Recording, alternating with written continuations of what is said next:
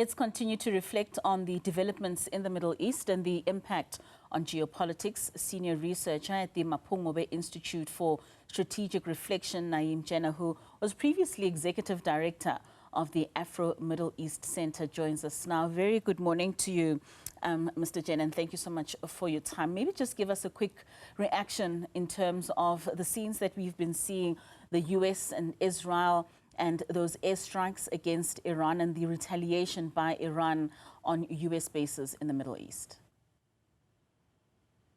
Well, in a sense, what we saw was surprising, but not really so. I mean, for the second time in about 8 months, Iran and the US were in the middle of negotiations around the Iranian nuclear program. And while they were busy with negotiations, Iran was bombed. This time round, as we heard from the Omani foreign minister, they had reached a point where Iran had agreed to a number of demands, even going beyond the Iran nuclear deal of 2014-2015. And the next day they got bombed. So clearly, the United States cannot be trusted in terms of its negotiations and promises that it makes. The response from Iran, I think, is expected. I think that the response will intensify over the next few days. Despite whatever Trump might say, this is not going to be over this week.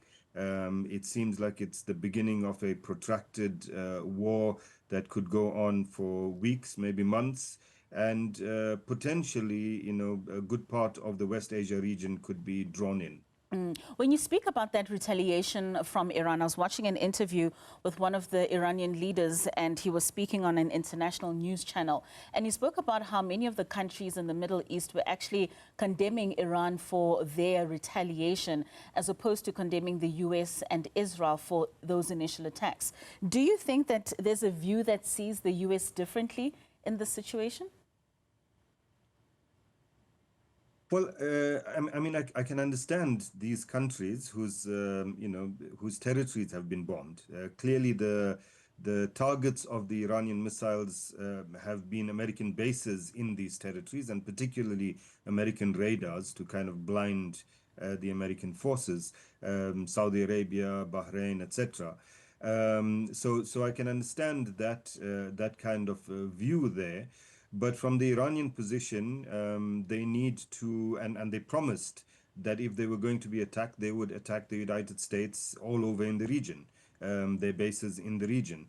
Very interesting kind of perspective we're hearing from some Saudi, for example, analysts, that they particularly upset because up to last week, there was a general agreement in the region that, including a country like Saudi Arabia, that the main threat to peace in the region was Israel, and now with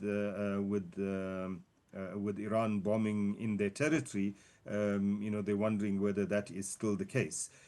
So I think that there's a general in the region, general unhappiness about what Israel has done, and as well about the United States. I mean, many of these countries that have now issued those statements of condemnation yesterday, many of them have been battling until last week to convince Donald Trump not to attack Iran and to follow a diplomatic route. Yeah. You mentioned earlier, with regards to the negotiations between the US and Iran, and this has been happening over the last 8 months. We saw that attack on Iran around June last year. And then, of course, it seemed as though the negotiations just this past week were seemingly making headway. And then the issue of those attacks that we saw yesterday. I think the question that a lot of people are asking is why now? Why do you think this airstrike and this attack has taken place, particularly at this point? I think the main reason is that Israel, Benjamin Netanyahu, the prime minister in particular, has been agitating with Trump for the past year to attack Iran. In June, Israel went ahead and did it. And then, in a sense, were called to order after the Americans struck Iran and said, okay, it's over. But Netanyahu has visited Trump, what, 6, 8 times in the past year alone, with this being the main item on the agenda. And in a sense, it's also a diversion from Trump's kind of Western Hemisphere focused agenda. But it's the pressure from Israel and the pressure from Israel's friends in the Republican Party and in Trump's base. He wants to get this done and get Israel off his back so he can continue doing whatever he wants to do.